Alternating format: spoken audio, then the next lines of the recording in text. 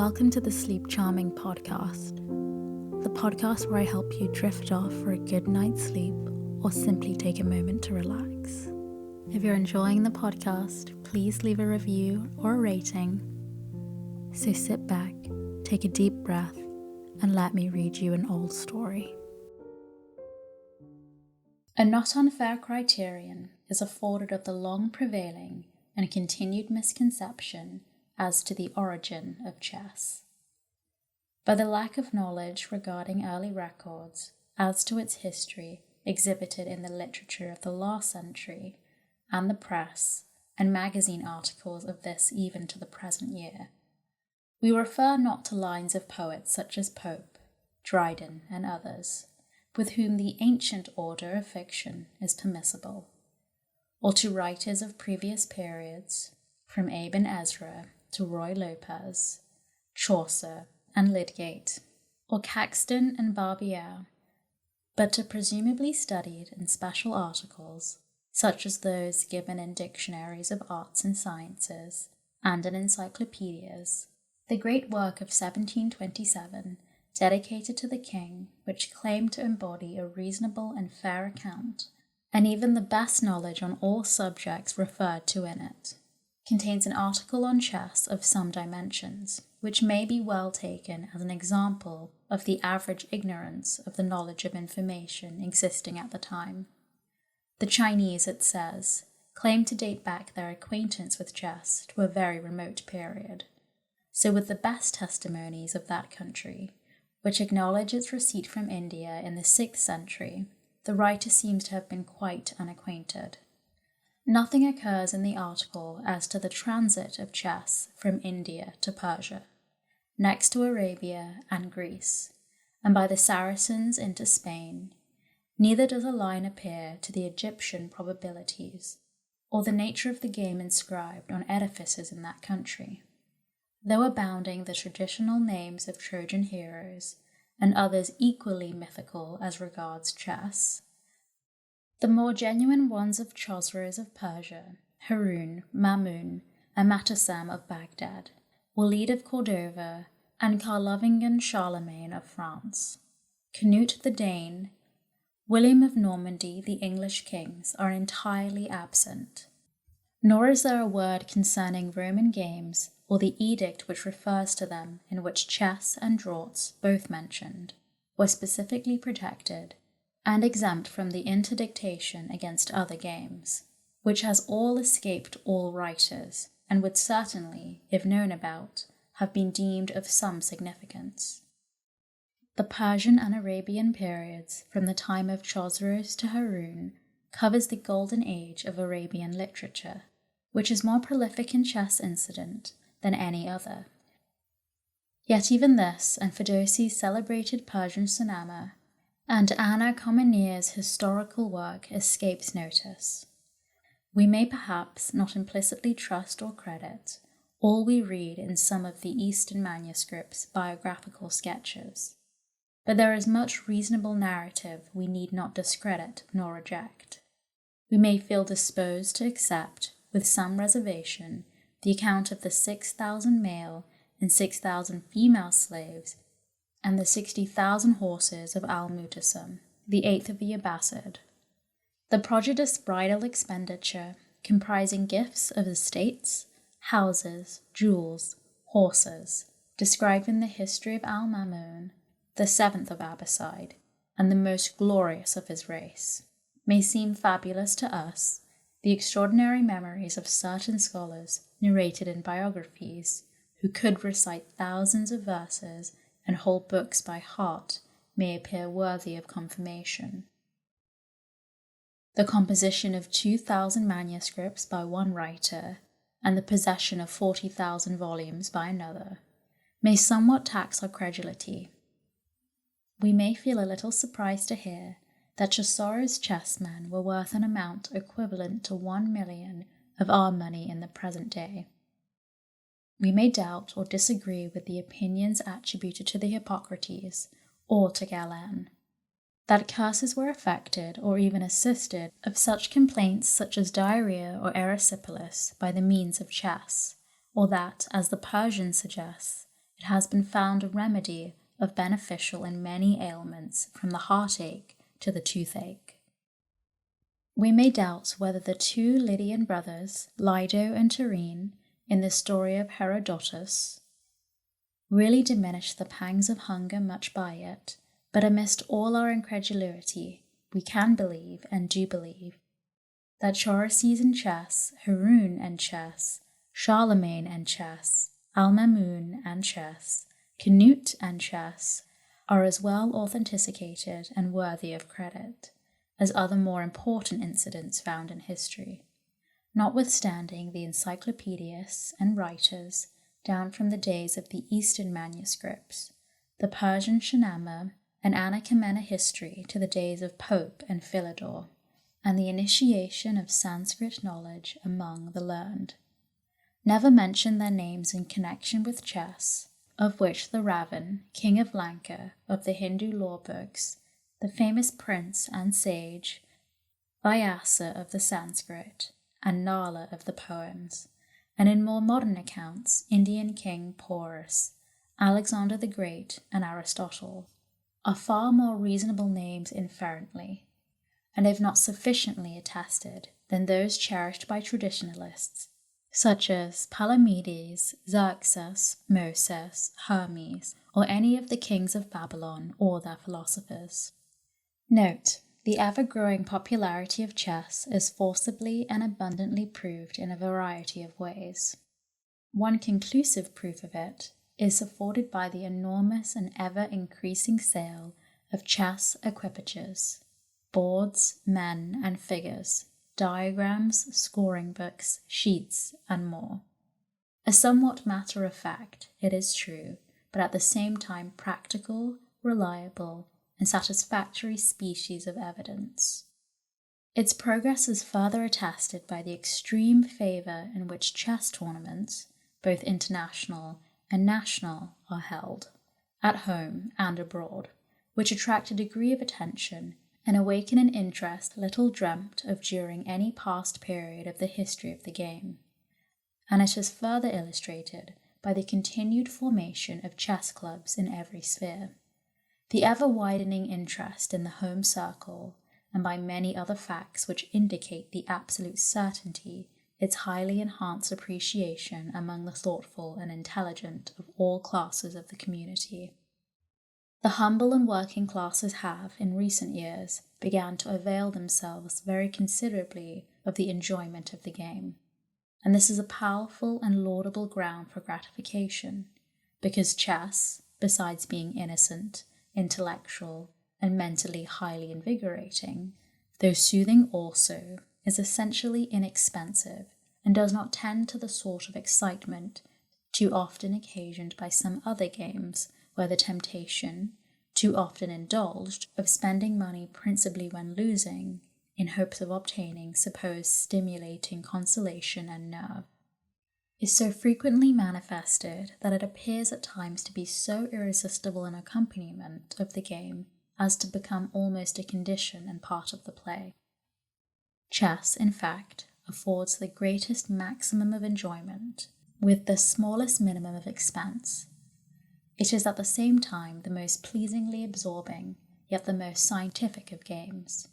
It is also looked upon as the most ancient, and with perhaps the exception of draughts, probably is. The reason why it has been for so many ages, and still is called the royal game, is because it came to Europe from Persia, and took its name from Sach or Shah, which in that language signifies king, and mat dead from the Arabic language, making combined Sach mat, the king is dead, which is the derivation of checkmate. The degree of intellectual skill that chess admits of has been considered and pronounced so high that Leibniz declared it to be far less a game than a science. Euler, Franklin, Buckle, and others have expressed similar views, and the Egyptians, the Persians, and the Arabians, according to many writers, including Mr. Wharton and the Reverend Mr. Lamb, have also so regarded it. Chess is so ancient, by that distinction alone, it seems taken beyond the category of games altogether, and it has been said that it probably would have perished long ago if it had not been destined to live forever. It affords so much genuine intrinsic interest that it can be played without pecuniary stake, and has been so played more than all other games put together, and continues to be so during the present time on occasions by the very finest players. It exists, flourishes, and gains ground continually and prodigiously, although the average annual support in amount for first-class chivalrous chess competitions, tournaments, and matches in all Great Britain does not equal that put on in former years as the stake of a good prize fight, whilst the recipients of a great football match at Bradford and other important cities, which can be named, exceeds the combined incomes of all the few remaining British chess masters, derived from chess instruction and skill in play. Chess is, moreover, surrounded by a host of associations, and is suggestive of a pleasant mass of memories, anecdotes, manners, and incidents, such as no other game, and hardly any science may presume to boast. And though never yet honoured throughout its long life by any continuous history, or consecutive or connected record, its traditions from time immemorial have been of the most illustrious, royal, and noble character. More apt at figures than at diction, I have no claim to powers of writing or learning, which can afford me any hopes of doing full justice to so important a task as a worthy work on the history of chess would be. My labours and experience, however, may have enabled me to gather together materials of a more solid and substantial chess structure than at present exists, and I am not without confidence that competent and skilful workers will be found to construct an edifice more worthy of our day, which present and pending grand developments will still further consolidate in interest and glory.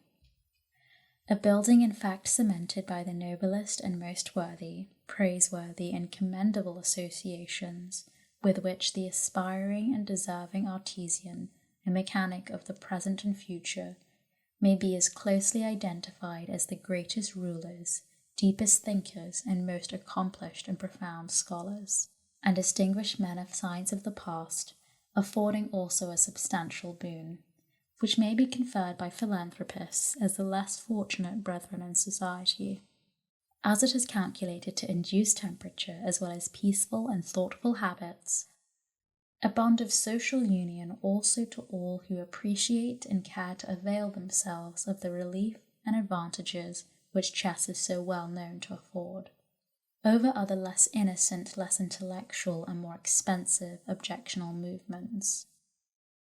The following notice of chess, shortly after the death of Dr. Zukertort, add materially to the increasing appreciation of chess among the working classes, and help the good work on.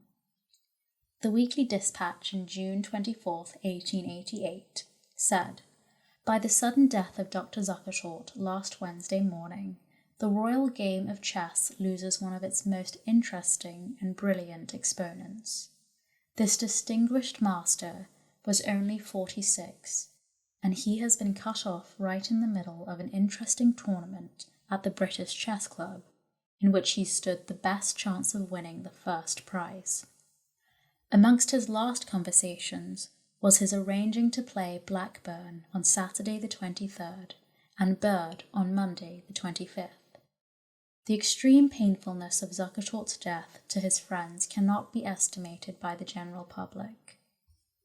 Famous cricketers, famous actors are applauded by those they entertain or amuse. The chess master receives no applause. Over the board, however, he enters into conversation with amateurs, and is rewarded by friendships that far outweigh the wildest and ephemeral outbursts of approval. The friendships so formed by Zukertort have now been snapped, and his removal has caused, in the words of the old player Bird, a severe blank. Bird himself is an interesting character. He is by far the oldest chess master, does the chess correspondence for the Times, and is as well known by his chess books as by his play. The game between him and Zukertort in the tournament now in progress was looked forward to with immense interest, for he and Zukertort were the leading scorers, and the fight for the first prize would have been centered in this contest. A good feature in Bird's character is his disposition to make acquaintances with working men. He has taught many of them his charming game, and has frequently been told afterwards that it has been the means of saving them a few shillings every week. This is easily understood, for a man that plays chess is not likely to play penny nap, nor drink too much four-ale. Such, at any rate, is Mr. Bird's theory, and he is just now endeavouring to promote a scheme for the popularising of chess amongst the industrial classes. Theories as to the invention of chess. The honour of the invention of chess has been claimed, we are told, by 7 countries: China, India, Egypt, Greece, Assyria, Persia, and Arabia. Captain Kennedy, in one of his chess sketches, observes, and Mr. Staunton, in his Chess Players' Chronicle, repeats the statement thus: that this is as many countries as aforetime. There were cities in Greece, each of which, it is said, having peacefully allowed Homer to starve during his lifetime, started up after he died in a fierce convention for the glory of having given him birth. My old friends, Captain Kennedy and Mr. Staunton, no doubt used the word starved figuratively, for neglect by his country. For myself, I really do not know whether Homer was really neglected by his country or not. The traditions of chess are numerous and conflicting.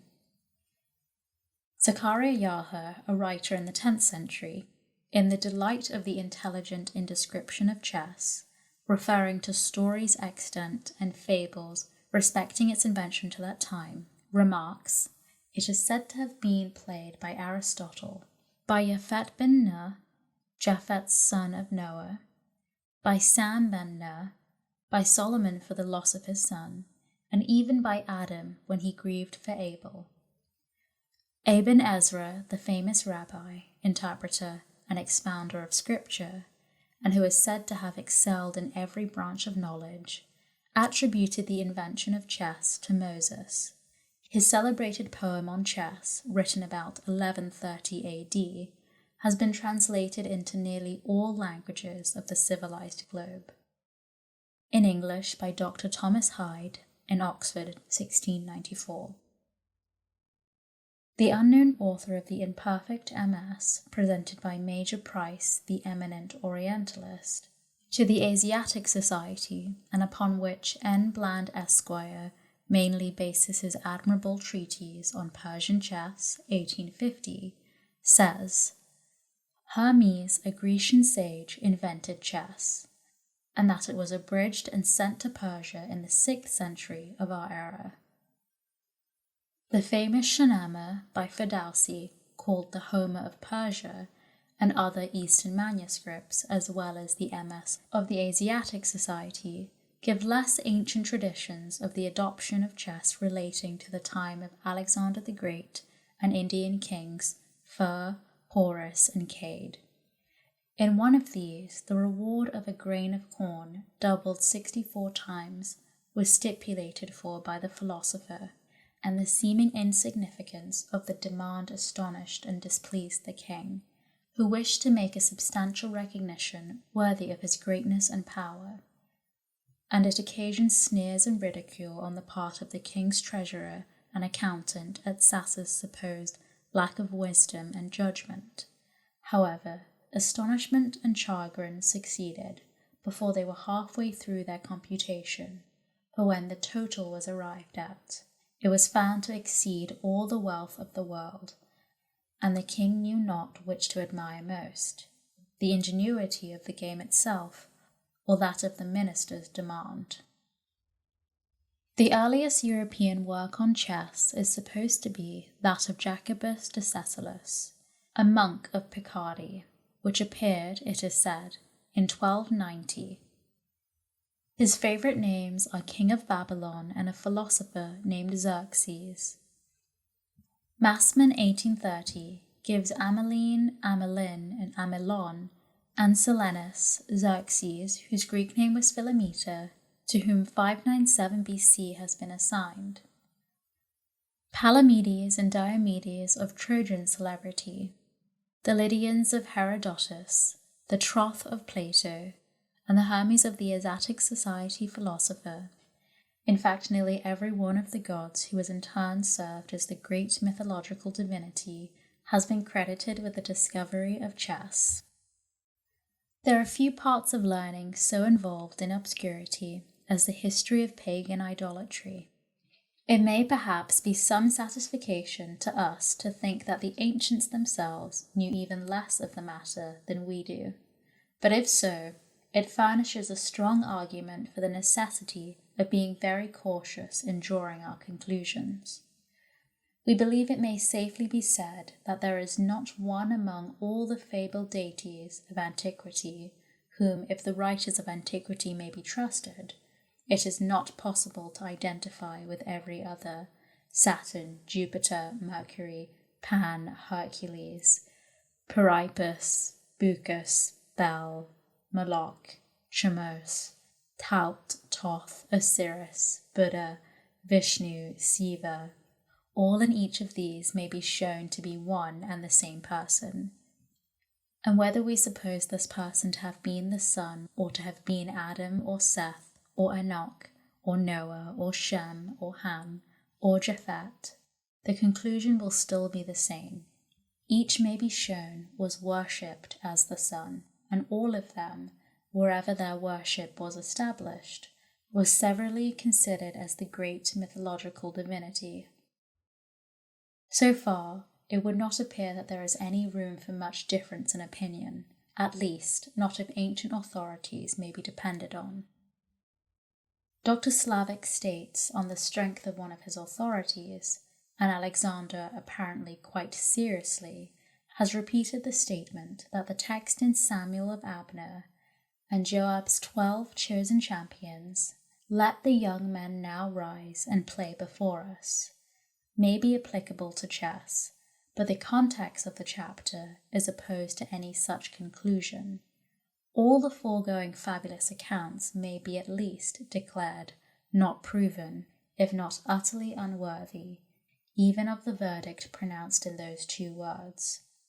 There are 3 modern traditions or accounts, the first of which is referred to Alexander the Great's time, 336 to 322 BC, and the 2 others to about the time of Chersones, 900 years later.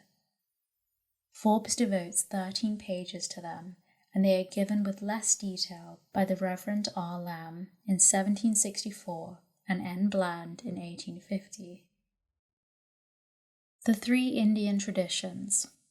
In this, the first Indian tradition referred to the time of Alexander the Great. It is related in the Shahnameh that a very powerful king of India named Cade, satiated with war and having no enemies without or rebellious subjects within his kingdom, thus addressed the minister Sasa: "Day and night my mind is harassed with the thoughts of war and strife. When in the hours of the night sleep overpowers me, I dream of nothing but battlefields and conquests, and in the morning, when I awake, I still think over my imaginary combats and victories. Now you are well aware that I have no longer one single enemy, or rebel in my whole dominion with whom to contend. It is utterly repugnant to justice and common sense to go to war without any cause. If I were to do so, God would be displeased with me, and a severe retribution for my evil deeds would soon take over me. Even in this world, for it is not said that a kingdom, governed by falsehood and oppression, is void of stability, and it will soon pass away. Tell me then, O Sasa, for great is thy wisdom, what am I to do in order to regain my peace of mind? and obtain relief from my present state of weariness and disgust. Sasa hereupon bethought himself of a rare game, the invention of an ancient Grecian sage by name of Hermes, which had recently been introduced to India by Alexander and his soldiers, who used to play it at times of leisure.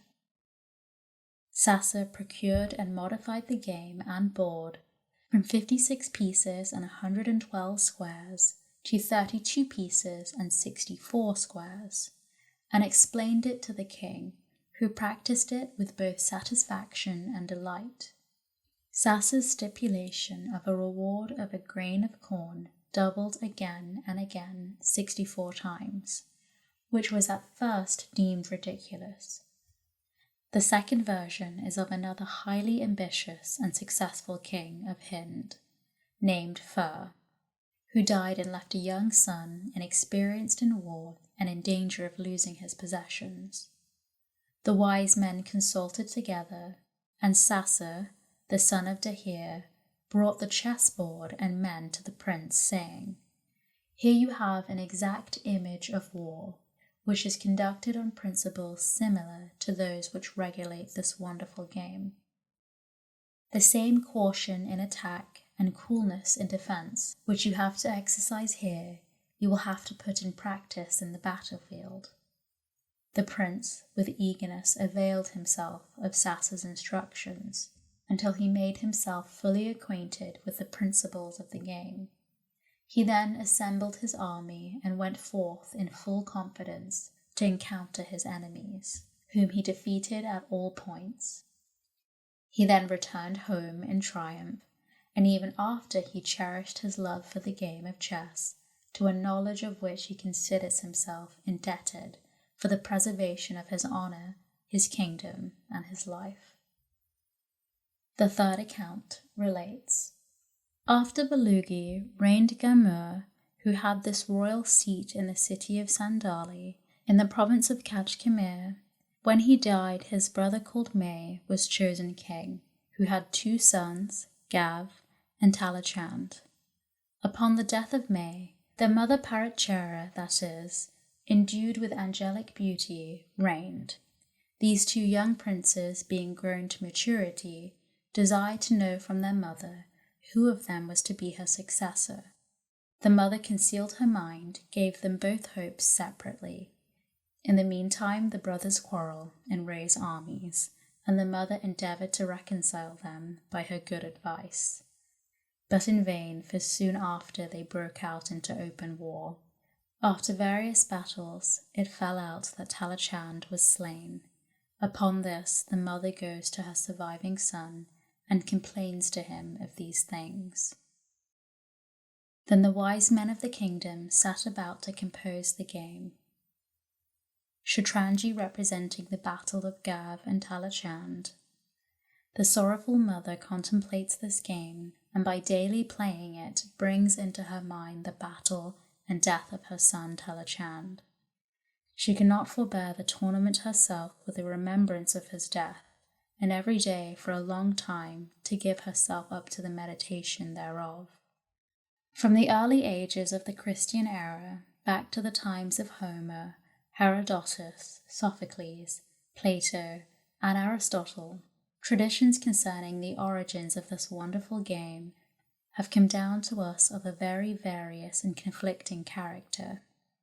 The Arabian and Persian historians from the commentators on the Quran interdict against lots and images of the days of the Persian Shahnameh of Ferdowsi, Asiatic Society's famous manuscript, have spoken of the origin and history of chess. Ibn Ezra, the famous rabbi, contemporary of Maimonides, Jacobus the Cecilus of the monk of Picardy, Roy Lopez, the Spanish priest, Damiano, the Portuguese apothecary, Gustavus Silenus, the Duke of Luneburg, Dr. Slavic, Carrara, and the writers of the Italian school have all contributed to the remarkably delusive and often mythical theories propounded in regards to it. In our own country, we have them from Chaucer, Lydgate, Caxton, Barbery, and the encyclopedists, and the Pope writing just before knowledge of the Sanskrit became imparted among the learned, and ere the classical Sir William Jones had begun to enlighten us, thought probably he had set the matter at rest by declaring that the invention of chess, which we had and could enjoy without caring to know from whence it came, and which was an imperishable monument of the wisdom of its unknown founder, involved a problem which never would be solved.